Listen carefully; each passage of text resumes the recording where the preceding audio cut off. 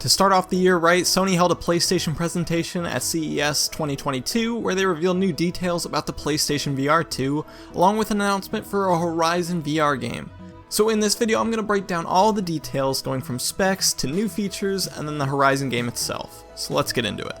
First of all, yes, this headset is officially called the PlayStation VR2, which I personally prefer over them adding some new word beside it.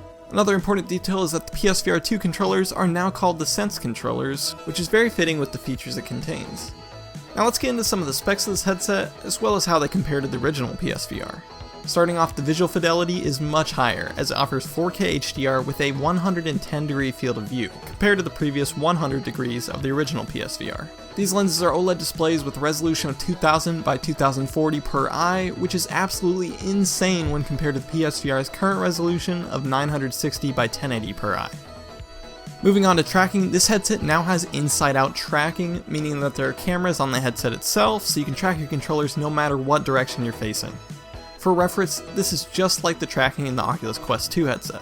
I'm personally really excited for this feature as it will eliminate many of the tracking issues that currently happen with the PS4 camera. Though I would love the possibility of also being able to use a camera in conjunction with the inside-out tracking, as with my experience on the Quest 2, the controllers can sometimes get out of view of the headset cameras. Another huge aspect that Sony is pushing is the sensory features of the PSVR 2. This headset will have eye tracking, headset feedback, 3D audio, as well as the haptic feedback and adaptive triggers on the PSVR 2 Sense controllers. Many of these terms are familiar, but what should be mainly highlighted is the headset feedback.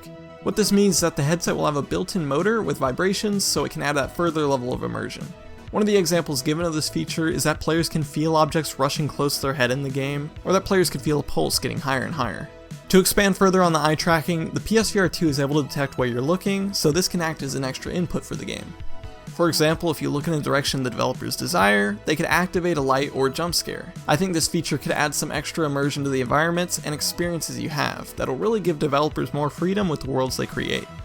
Overall, I'm extremely excited for just how big of a leap this will be from the original PSVR. Not only will we have drastically better resolution per eye, but also plenty of new features that'll add that extra bit of immersion that's needed for VR. Can you even imagine how terrifying a VR horror game with haptic feedback, adaptive triggers, 3D audio, a bigger field of view, and higher resolution will be? It'll be crazy. Now, besides the details revealed about the PSVR 2, we also had the major announcement of Horizon Call of the Mountain, the first AAA PSVR 2 game to be announced. This is a game inside of the Horizon universe where you play as an entirely new character, while still getting to be with familiar faces such as Aloy. They haven't revealed much at all about the game, but they're pushing for this to be a huge show of what PSVR can do, and from the few seconds of footage shown, it looks like it'll be an absolutely incredible game. So those were all the details from this PlayStation showcase. I have no doubt we'll see plenty more details within the coming months as we get closer and closer to getting this headset in our hands. I'd love to know what you think of the new details, and stay tuned for more PSVR 2 updates in the future.